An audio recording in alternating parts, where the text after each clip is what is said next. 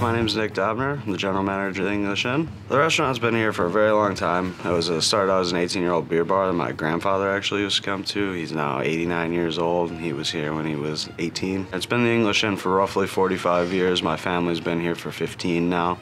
We like people to have a good experience and always want to come back.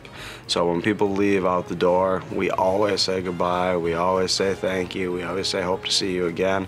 We want it to be a Door County dining tradition for everyone that walks through the door. First item's the Beef Wellington.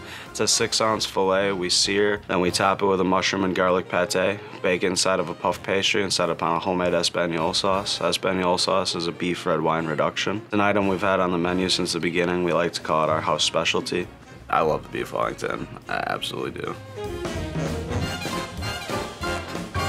Next, we have the Pistachio Encrusted Halibut. It's a 10 to 12 ounce Alaskan fillet of halibut. We bake it with pistachios on top and set it upon a lemon beurre blanc sauce, which is a lemon butter white wine reduction.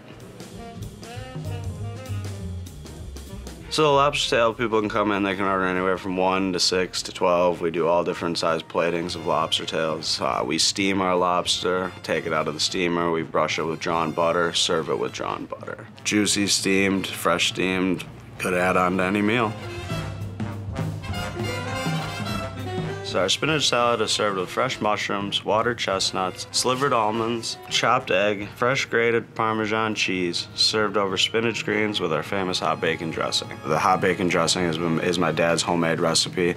We've used it for years and years and years, and it is absolutely a staple here at the English Inn.